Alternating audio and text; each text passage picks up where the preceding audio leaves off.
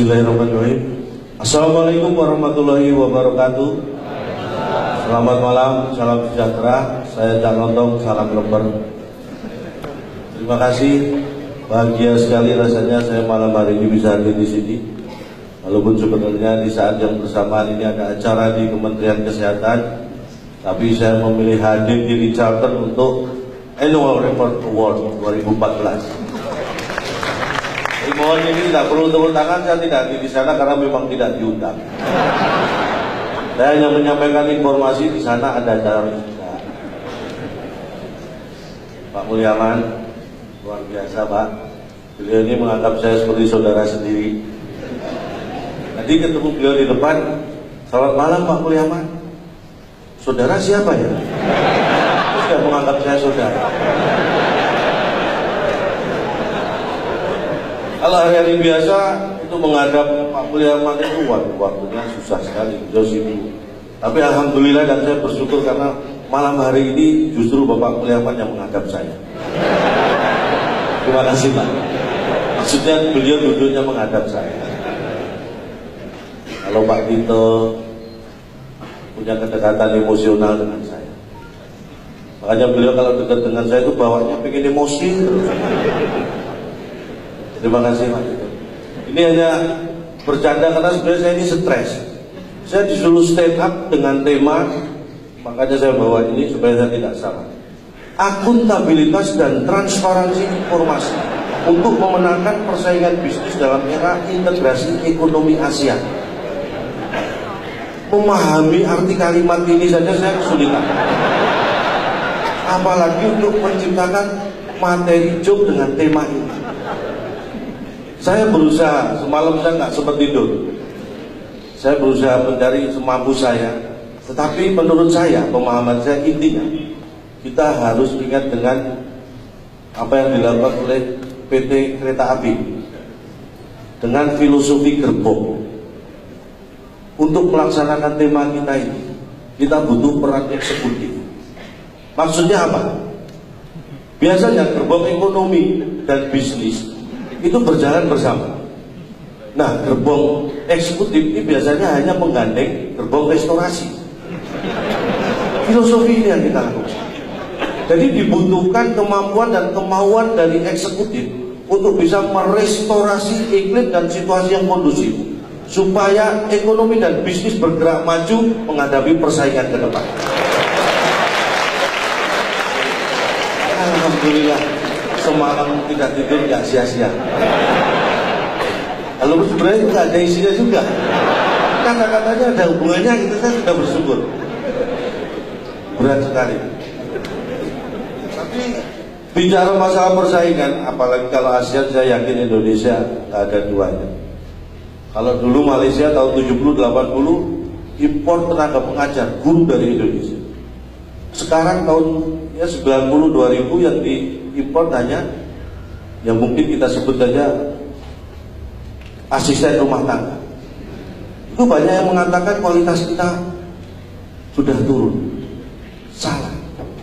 Indonesia tetap hebat, tetap berkualitas. Yang turun adalah selera orang Malaysia. Dulu suka guru, sekarang sukanya pembantu. Itu harus kita paham. Makanya jangan mau kalah. Saya yakin kita akan menang. Dan saya menganggap penting sekali ya namanya annual report. Mohon maaf, artinya apa sih Pak? Saya dengar katanya laporan keuangan tahunan atau apapun. Saya menganggap itu penting sekali. Walaupun tidak semua laporan itu sebenarnya penting. Ada laporan yang tidak penting tapi selalu dilakukan, hanya formalitas.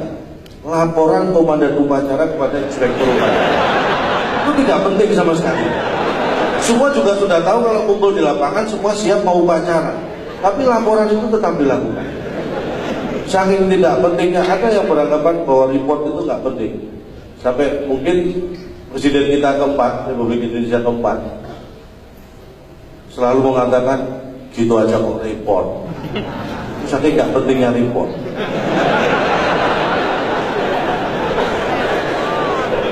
Tapi buat saya pribadi, laporan terutama laporan keuangan ini penting. Bahkan saya terapkan dalam keluarga saya. Karena saya berpikir, saya masih berpandangan bahwa wanita itu lebih jago dalam hal keuangan. Menurut saya ini, kalau salah mohon dianggap benar. Makanya keuangan keluarga ini saya serahkan pada istri yang mengelola. Karena saya tahu kalau keuangan tidak dikelola oleh wanita, maka akan dihabiskan oleh wanita lain.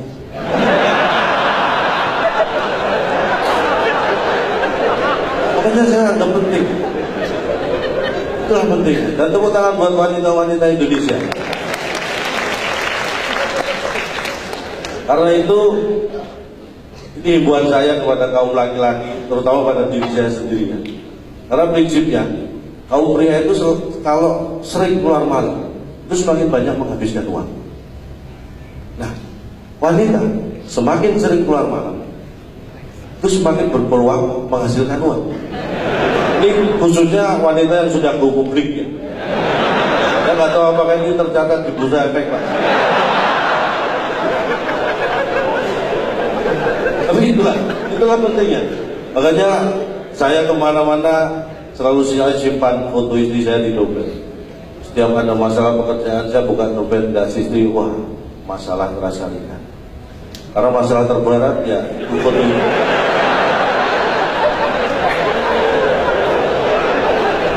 Bicara masalah ekonomi, saya selalu berkutat dengan masalah ekonomi dari dulu. Karena saya secara ekonomi bermasalah terus. Sampai dulu saya mau kuliah, akhirnya saya kuliah di Udayana. Orang tua saya bilang, Udayana nggak usah kuliah, nggak ada kuliah. Jadi kalau ekonomi saya sering mengajak diskusi ya ekonom, pelaku bisnis. Kayak Pak Renal Kasali, Pak Irmawan Kertajaya itu sering saya ajak diskusi. Cuma beliau-beliau nggak mau. Tapi saya pegang betul pasal 33 Undang-Undang Dasar 1945 bahwa bumi, air, dan kekayaan alam yang terkandung di dalamnya dipergunakan, dikuasai oleh negara dan dipergunakan untuk sebesar-besarnya kemakmuran rakyat. Saya pegang itu. Walaupun kenyataannya kekayaan dan sumber daya mineral kita ini banyak dikuasai asing. Emas, tembaga itu dikuasai asing. Karena apa? Karena pola pikir kita sendiri. Kenapa sumber mineral kita sampai dikuasai asing dan kita tidak bisa berbuat apa-apa? Karena pola pikir kita sudah menganggap bahwa itu sudah tidak asing lagi. Makanya kita membiarkan. Jadi mulai sekarang kita anggap itu hal yang asik, jadi supaya kita berjuang. Berat memang. Karena Gus dulu kalau kita ingat lagunya Gus ya, bukan lautan, hanya kolam susu. Lagunya gimana?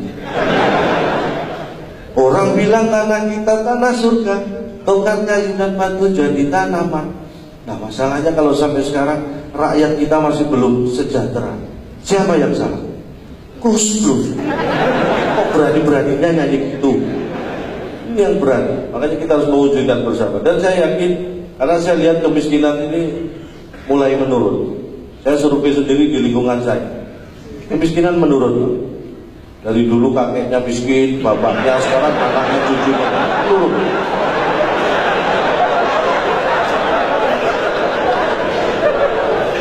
Harus kita syukuri. Itu namanya miskin struktural. Butuh usaha lebih keras lagi.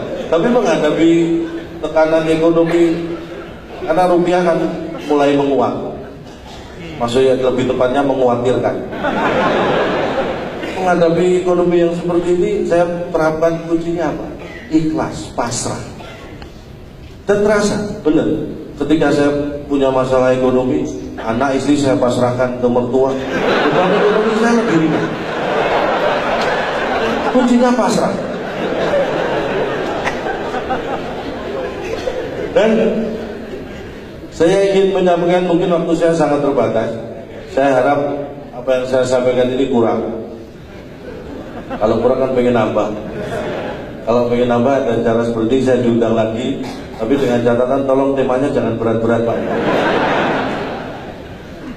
Kita ingin kondisi kita aman supaya ekonomi kita bisa berjalan berkembang dengan baik, mencapai target pertumbuhan ekonomi yang diharapkan. Tapi kadang-kadang kalau saya melihat, kadang-kadang anak kecil itu bakatnya kelihatan mulai kecil. Saya lihat amati tetangga saya, anaknya yang pertama suka nyatet, pemasukan itu dicatat, wah ini gedenya pasti jadi akuntan.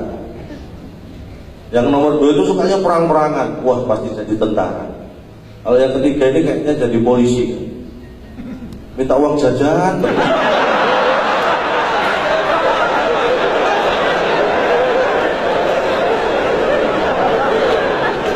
Mohon maaf, karena idealnya di Jepang itu, di Jepang satu polisi mengawasi 250 sampai 300 masyarakat. Nah di Indonesia ini belum bisa ideal seperti itu, karena 250 sampai 300 masyarakat itu baru bisa mengawasi satu polisi.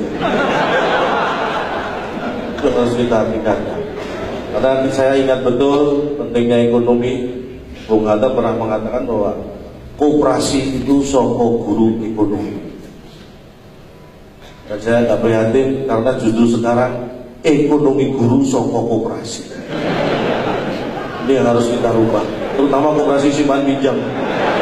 Pak ketawanya kenceng banget Pak. Saya ada kaspon berapa Pak?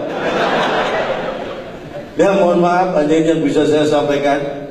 Sekali lagi kalau ada yang salah, karena tak ada gading yang tak retak, atas nama keluarga besar Gajah saya mohon maaf tidak bisa menghasilkan gading yang tidak retak. Kita berjumpa lagi, saya Cak Lontong, salam lemper. Dan saya undang teman saya Andriani.